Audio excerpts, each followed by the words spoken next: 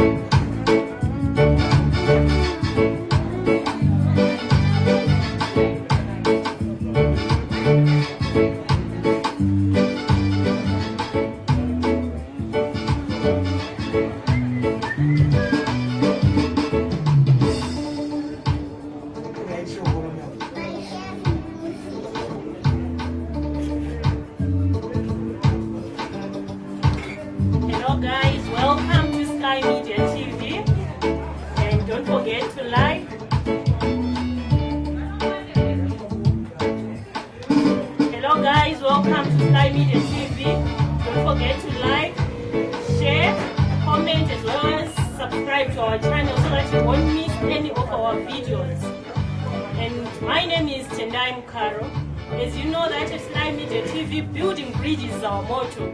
Today we are here at Epwe, the most despised place in Zimbabwe. We have come to Epwe and we want to talk to various youth about the issues that we always hear about Epwe. People talk much about Epwe. A lot of people, some people claim to have been divorced because of, in relationships because of coming from Epwe. So we want to hear from the people who are from Epwe if these rumors are true. Hello guys. Okay, for now I'll be talking to one of the true veins. He will introduce himself.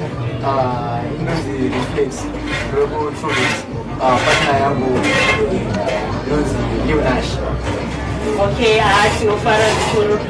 Takangozoma kuti edza kuti uyai Epwe, svikai kuEpwe, tinotarisirwa pasi asi pane zvatinazvo. Saka nhasi tauya tichizoona kuti zveshuwa here mune zvamuinazvo. Saka toda kuti mutiratidze matarenda akawandiswa kuno kuEpwe kunyaika. Aiwa, zvekuEpwe ndi zvinhu zvikuru zvakawandisa zvingaita. kuEpwe so far tine maartist akati wandei. Sekuona kwamuri kuita. Vese vari muno magara muno maartist. Singazoziyewo kuti mimi muichi. Still maartist takuti maartist. Tinofara zvikuru. Mati group yenyu rinonzi Epwe Massive, right? Yeah, it's Epwe Massive. Alright. Nichitaura ndakanangana newe, one of the true men, Flex. How does it feel uri pakati pevamwe kuti ungonzi unobva kuEpwe, unonzwa sei iwe? Ini kuti ndinonzi unobva kuEpwe ndinonzwa kufara zingaite. Especially kana ndine team yangu yandinayo munomu. Ndinonzwa kufara zingaite because nechizoti ndine vanhu chero unoziva zvaunobata. Chinonyanya kukufadza pakubva kuEpwe, vamwe vese vachibatira pasi Epwe kachiti Epwe kaite. Chingave chii chinokufadza? Ini chinokufadza ndinoti Epwe vamangoti havaiti. Pfungwa dzavo. Epwe kuna vanhu vakabatana. Like makaenda kumwe nzvimbo unotadza kutoona vanhu virana vari nhamba seyatirino.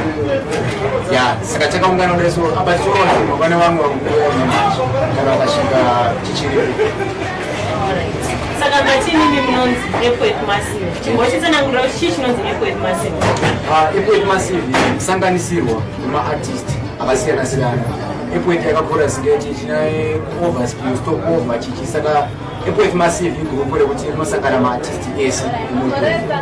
Azvinyaya kuti ndi artist upi unoimba chii, any type of music artist wese tinomboita nguva yekunosangana. Like tomboita mashows, tomboita marecitals, zvakangosiyana siyana. Saka Epwe Massive yakatanga sei? Ndiani akatanga nayo zvakadaro daro? Airport Massive matangira yakaita yakanyanya kutangana no especially vari muno ndo wakanyanya kusumudza maideas ekuti guys tofana kungoita chinhu chakaita segrupu redu rekuti tinosumudzirana semageto because takasasumudzirana pachezviba tinomwe akazotisimudzira so pakatanga Airport Massive it was 2017 ndo pakatanga Airport Massive pachakatanga kusangana maartist uchidzana kuti iwo maindiro aurikuita waifanira kundochimba uchikaisuka ndesinogoisira kubuda unouyona idea yake uyona idea yake soso tichisimbisana kusvikira patiri nhasi. Saka mugroup menyumo pane vaimbi vakatomborekodha? Vaimbi vakarekodha varimo tikangotivaiswa vamborekodha mose makadai makatomborekodhisa. Musati matiratidza zvamuinazvo zvamunogona kuita, pane nyaya yatinoda kutaura nezvayo, nyaya iri kutenderera, nyaya yedrug abuse muri kuizivawo here? Nyaya yedrug abuse tikuiziva. Drug abuse chinhu chiri kuitika kwese kwese takachitarisa. Drug abuse irikuitwa especially nezera redu isusu ndo vanoita drug abuse because zvinoita kuti vaite drug abuse vamwe vanokwanisa zvokuita unongomuka ungoyobva munosvika ubva kugara mumashops hauna chaunogona kuita kana chaunogona kubata kuti hati chinochiziva because pamwe pacho unonga wakura sinochidzidziswa saka haukwanisi kuchiziva. Also imwe poverty yakuti leader kuti tiende madrugs mageto isi mazhinji. Takatarisana nenyaya yepoverty yawataura iyi, vanhu vari kupa mbiri Airport kuti Airport iri poverty stricken, vanhu vari kufa nenzara kuAirport, chokwadi? Nguva nenyowani kuAirport kuhasira zvavanozohasira, tsvaga vanotsvaga vanoda kudya cheziya, ipapo ndo kwandozovanakidzwa vanhu vekwekwedu. Ingangoita nzvimbo inonzi vanhu yakasara but kuona kwangu ipangozara. Saka chandinoda kubvunza pamusoro pekuhasira kwamataura, ndedzipi nzira dzamuri kushandisa kuhasira semayouth dzekupa kuti muzowana mari? Tinoita zvekugera, kutengesa hembe, sometimes kugadzira mafoni cheko tongoita zvinhu zvakasiyana siyana. Kutoona nhasi tiri muno mugwagwa, saka zvekugera ndatozvikonfirma kuti hamusi kunyepa zviri. Asi pane nyaya yatisina kupedza, nyaya yedrug abuse. Timhondo dzaitaipi yemadrugs amuri kubatawo muri kuno kakuti hamuri kuona achibatwawo kuarea kuru? Ini madrugs andingati handiri kuona achibatwa kwete hatiri kubata. Vanhu vari kubata, pane drug rinonzi mutoriro, koita vamwe vari kubata ngoma istanixbedzi, then vamwe vakushandisa mbanje, zvakasiyana siyana zvinodhaka, vamwe vakurwa mapiritsi cheche vanonzi magemba. So ndo madrugs atiri kuona vamwe vachishandisa vari mamwe mageto idzi. Pane kwandakambofamba ndikambonzwa vamwe vachitaura kuti vabati madrugs vanobata maherbs, saka kuno ariko here maherbs? Maherbs aitaurwa maherbs aapo because maherbs anosiyana. Pane vamwe vati hemandirgai vambodzitsanangurira vati muri kunyatsoziva nezvemaherbs, api maherbs ariko? Maherbs atoziva isusu ariko wheat. Wheat. Saka rinoshanda here pakuimba kwenyu kuno kuti vazhinji mati muri vaimbi? Tonzwa vamwe vachitika usina kuchaji augoni unyatsokuita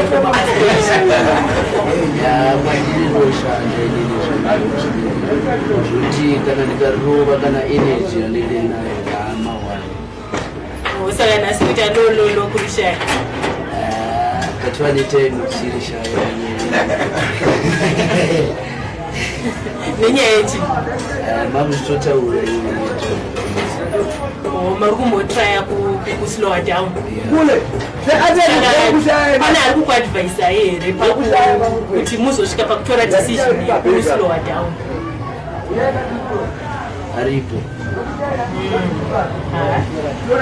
Mbozwa music Empress vachiuya pastage.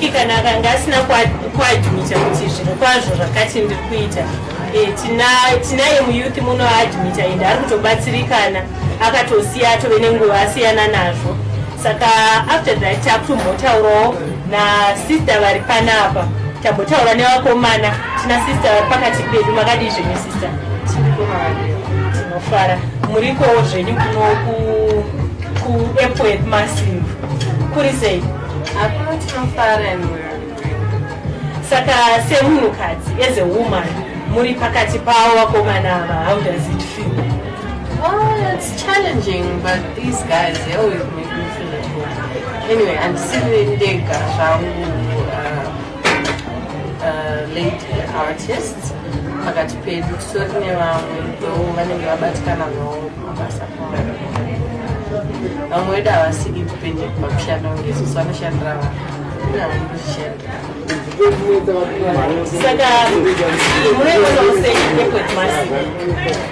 Epworth Massive yatisimudzira zvinhu because inodzidzisa zvakawanda kumaartist inosimudzira maartist akawanda uye it's more like an eye opening kumaartist mavo pane mumwe munhu anopinda music asingazivi like type yemusic yaanofana kunge ari kuassociata nevamwe get to know kuti I should do this type of music and also tinodzidzisana mabasa ekuita sekushanda ekuti tiwane mari because music industry right now is a bit tight saka tinodzidzisana kuti tinotsvaka ndakafarira pakudzidzisana kutsvaga mari semayuth saka pane nyaya yekutaura yebrothers managers iriko here yakadai iriko zvisingaite and most even vamwe vakadzi vari mudzimba vari kushandisa some inyaya yemasituations vamwe ane stress some believe kuti anopedza stress vamwe vanobhiliva kuti anongomuita calm down anongondongobva ndafila just okay ngarava madrugs umwe munhu akatongotanga warova madrugs nekuti ndakaona felix akuro handimukona saka sometimes tinogona kujaja kuti munhu ari kurova madrugs but then we have to like look for the reason behind chakaita kuti atange saka mamwe machallenges amunoona ari kukonzeresa mayouth kuti azopedzisira apinda mudrugs ndeakamira sei? Well, first of all, it's idols. Shares Peter, like what Flex and Rambo Challenges. Shares Peter 1, 2, to Nungo Shaidu, Manita, we don't have shares Peter, I'm not just Number 3, chimwe konzeresa drug abuse. Any situation yakapindana. The situation reoccurs from time to time. Saka pambacho anenge ada kuedza kuti sei anenge akashaya proper counseling. Saka obva ada let me do drugs so that I forget. Saka we have a bit of a challenge when it comes to drug abuse. It's like taking over my youth. Too much 90% of my youth, they're doing drugs. And my reasons I shall see, and that's why we can't get to the core reason why they're doing it, how to stop it. Oh, thank you so much for the enlightenment. The other issue that I want to ask you as a native is about issue iriko mazuva ekutenderera yembinga kuvasikanawo vemazuva ano vari kukura. Nyaya dzembinga idzi munodzionawo sei? Dziriko here kunokwekwe kuti vanhu vanomhanyira mbinga kuti zvinhu zvake zvikasire kufamba? Mambotaura nyaya yekuti maybe munhu anenge anozopedzisira kutora madrugs nenyaya yekuti haana ari kushaya handika ko mbinga dzikauya vari kuenda here vasikana? Vasikana vari kuenda vasikana vari kuenda because our girl child today ari kungoti achingopedza chikoro atomofunga kuti if I get an HI to take care of me zvatopera. Education is like zvitogorowo zvikumberi vashoma vakukoshesa dzidzo kupedza dzidzo kana kutanga azviestablisha iye as a woman vanhu vakutotarisa kuti if I just go out with this guy ane mari ndaflashirwa mari ndingamboenda ndikawana mari that's okay zvangu zvaita ndaona zvaita yeah thank you so much ngambotidza zvemuzic yavo kana zvavanoita mumassive zvakunza kuti mumassive vaneti rambotaura madetails ekuti how do they do kana mari music tipa music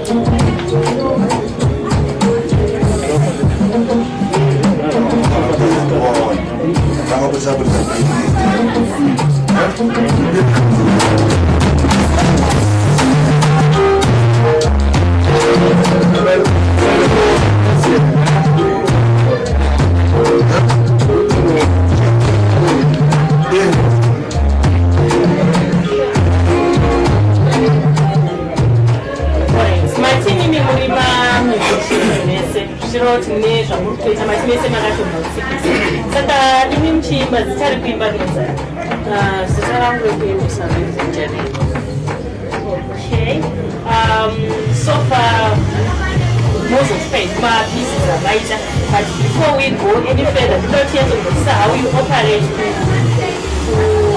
but the airport massive simulator should be that way to the song how do we go about it? Well, it's just an airport massive, but one thing right? One of the song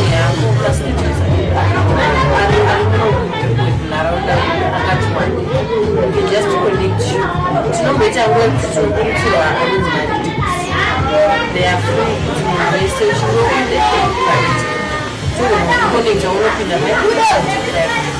then cinema promoters ingachiteerera music yedu iyayi tinoita kunhongwa random uyu akanhongwa nauyu anenge afarira kubati kuna producer tida munhu akaita paitimauda iye ndichishanda naye notibatsira futi kuti patinoita futi maworkshop tinomboita futi maworkshop kumaartist ndopatinodzidzisana mabasa emaoko tidzidzisana unhu tichidzidzisana kuti kana uri artist unhu hwako hwakakosha because ukangodzimara washaya unhu even music yako vanhu vatoona unge isina basa timataura zvekuti mastudios akawanda muno munharaunda saka imimi mese munoenda kustudio 1 kana kuti mumwe nomwe ari kustudio kwake we segregate hapana ari based one such tinosegregate ndopandataura kuti panombobuda maripo saka any artist is free kuenda kustudio ikabuda anoita saka mastudios ari muno muepeta munoshanda nawo inini andowanzoshanda nawo pane proper place pane mashevi nongosanganisa saka chimbotiratidzaiwo zvamunoita matimunoimba changokuroverai chikoras changokuroverai mebasa chasikira vakomana vatori nechinja kutoti chaneita ubve papo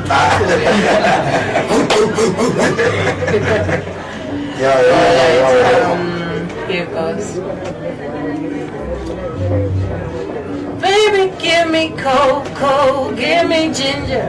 You're sure so sweet, you raise my sugar level. Your love for me is dangerous. Baby, you're so delicious. For you, I'll be serious. Your love is just contagious. Cocoa, give me sugar. You're sure so sweet, you raise my sugar level. Your love for me is dangerous. Baby, you're so delicious. For you, I'll be serious. So that's pamakanditora mukandishandura vaiziva kuti muneni makanditora ishe mukaringadza umambo wavaiziva kuti muneni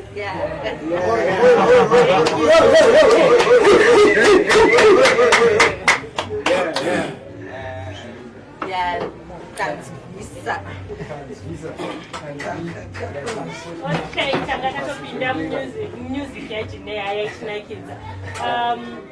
Before we get to hear from you, the true veins, chada kuti timbotanga nguroma challenges amuri kusangana nawo as artists ekunokweko.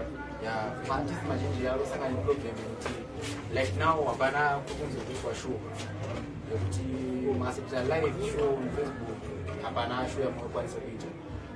Also challenge kusangana nemaartists mazhinji problem yekuti mafoni anenge asina. Also kana bando chechero kuti anga chitenderedza kana kuti akarekodha kana kuti neseta recorder create nyuma kuti asendwe pafoni pake iye pachezvo kuti akwanise kushare zvinogona kuremera because anogona kuda kushare MPs dzeWhatsApp paFacebook the likes masocial media saka vanenge takasara kumashure. Alright, saka nyaya yekuti tinoona saka varipo here vari kukubatsirai kuti mutenderedze music yenyu zvamukutaura kuti pamwe pacho memusina data. Ambotaura jena ambotaura nyaya yekuti kune acha zvemasponsors kuti tizive kuti varipo here vari kukubatsirai uye ndivanani. Vari kutibatsira chacho chinotonatsotsvaga vanhu vanotibatsira isusu vanhu vakaita sekuti vanotisimbisawo kati kure kwatiri mbijana mugeto medu muno. Unogona kuti guys musi wakati munogona kuchitora kana kuti $5 mozowedzera pane program yenyu yamaita kuti muda kuzodaidaidaidai saka ndo masponsors mamwe acho tichitaura kaita seyani. Mambotaura nyaya yekuti mari dziri kukunetsai asi muri kuti mese makatorekodha. Nambotaura nemamwe upcoming artists aitoti havatorina kana mari yekutonorekodha saka imimi munayo kamari muri. Chinoitika mumastudios manje vakutarisa vamwe vachanotarisa talent vanongoti vakafarira kuti iwe kuimba wafadza vanoti aiwe zvinenge nani vanongorekodha. Antorimo munomekweti masvika akaita seani seMachic Studios joega kune mamwe akaita sana saka ari padhuze zvokuti munoenda netsoka kana muchienda kumastudios acho kunorekodha. ya vachikomberedza mastudios yayo chibva matiratidza zvamuri kunoita kana masvika kustudio kuya. aiwa tichengotino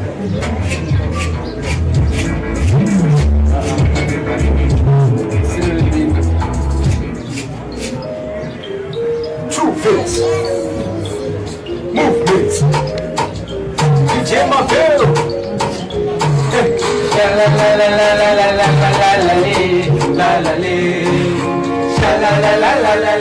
la la la.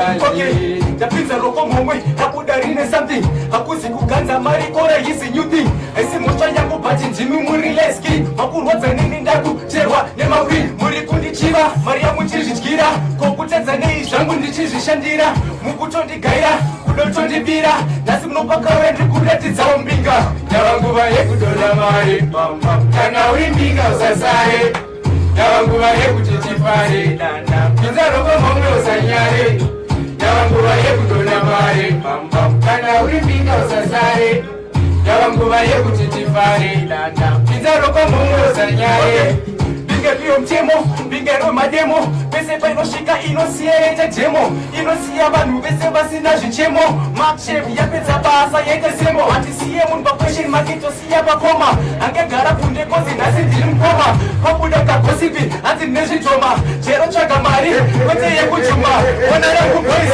mabhezi ratovhura rumbu rakasimba haimboruma nzara binga dzakadira nhasi zvese zviri mugwara nhasi ndiri kutenda ndinanjiyara naklara cheka rangu bheti ndakagati chivheti hanzi uri hai negeusi kunge roosevelt koma ndiri kukanda kunge mabhora ecricket suduruke panotsanga munda wanza budget yavanguva yekudona mari kwana iwe.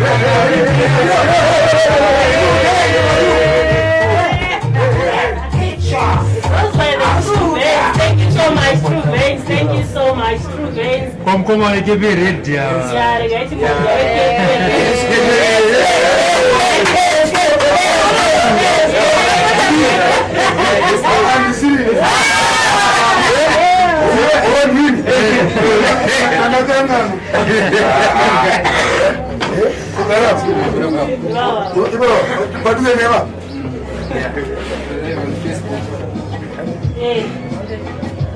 Mkoma chitipawo zvamunazvo. Well, respect SMTV, no. I respect your poet massive, no. With the combination of the music. Era ngutala mchirungu ngondala nyunda kushukuru stere. Sande sikumanda sikuji zestu amene zosikuji. Zestu the job no.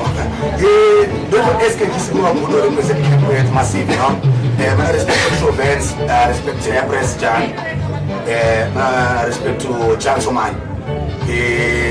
Kunobe kwethi tuweza kushana misimba tuweza kushingirira ndi kutaka kakure tatenda we SM Media kuti mafika pa nzvimbo matuna chibo akwaza kuti batsiro zvino shukuzira se airport massive ndokutenda zvikuru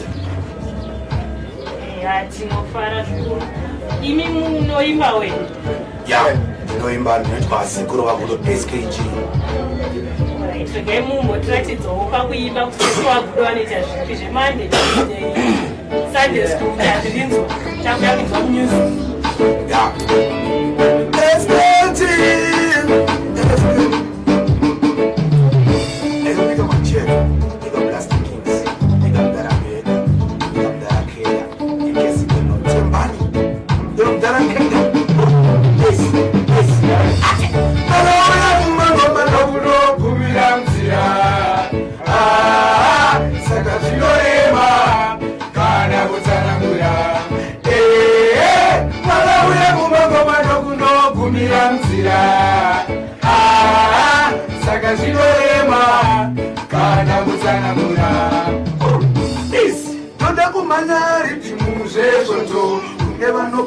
Vakanda mtoto mafanzi ojamba sea wina loto Nyavake mungova sarefuri zapito Nabuda chutu kunevane kodo Tiri moromba wanitenge makudo Maiki shinokera sakanya chikodo Tiri nevane takara tine mazuko Uya kumama madogulo kumira mzira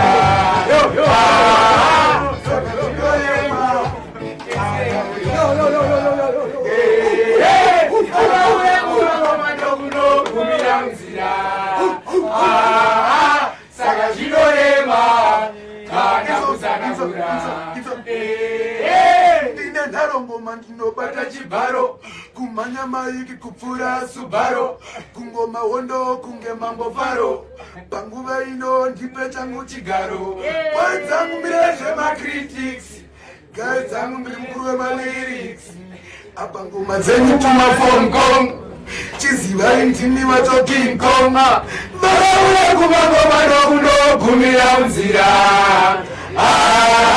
Saka zvinoeva kana kutsarangura Varauya kumangoma nokundogumira munzira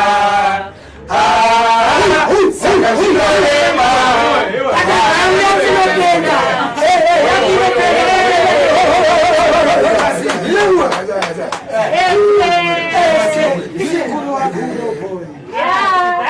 Sekuru Wagudo. Next time tichatimbira dzakati wandei Sekuru Wagudo regai ko zvinochimbonzo vari paside pedu ava munei wachi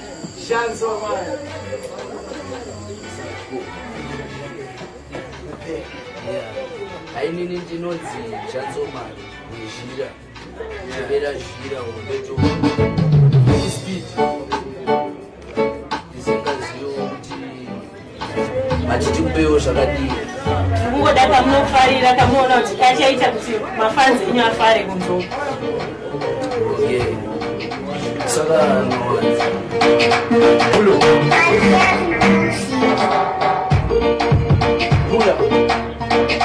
ezhira tevera zhira Chansomani Mr. Vicious araitano takamboshanda pakabhani dzingwa isu takamboshanda papurasi dzingwa isu takamboshanda mumakomiti dzinozoshira tererashira upenyu hwakaoma iwe shanda shanda usape wakamiswa nemamero shanda havadikona tichibudirira shanda vanoda kutidzosera kusiro shanda upenyu hwakaoma iwe shanda shanda usape wakamiswa nemamero shanda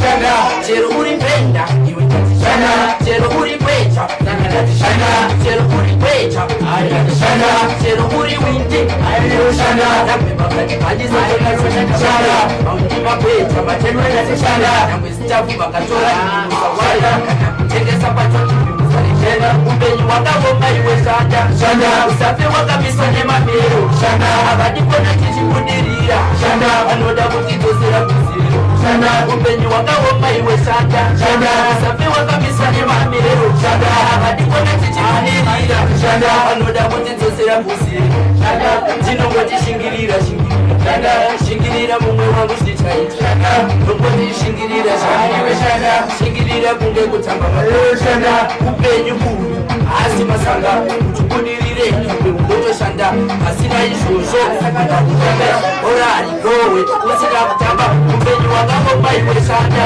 shanda usape wakamiswa nemamero shanda havadikona tichibudirira shanda vanoda kutidzosera kuziro shanda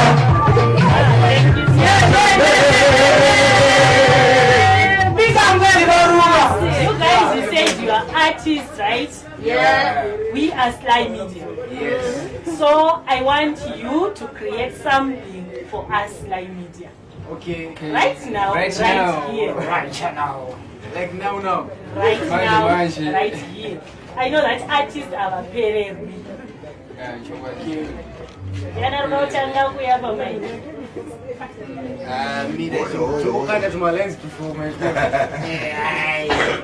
yatsengera inenge nesauti unomwa mvura. Okay. Yeah. Anzi ndesaziya kubuda pa TV kuti akudukanda ma CV Sly Media TV yandichinja angu ma dreams yasvika pa gateway yandichinjira angu ma dreams so Sly Media TV zvinozvawanda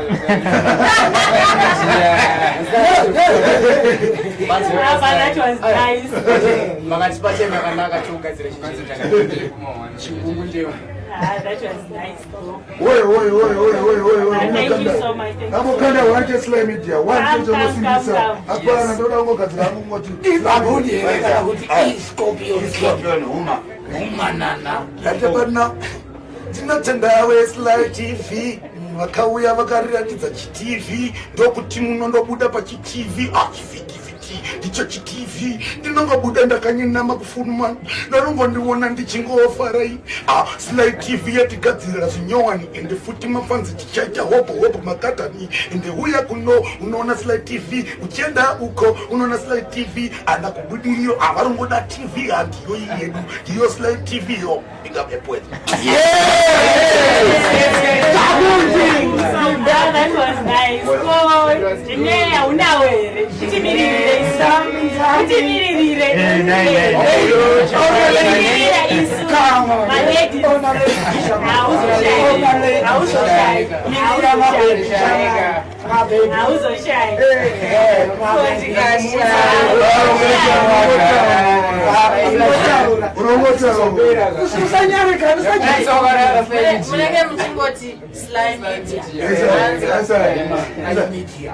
Kune vanhu vanotisimudzira, vanotiratidza zvihombe, kune vanhu vanotikoshesa, aiwa tinovatenda, kune vanhu vanotiona, vachationa kupiko, aiwa tinovatenda.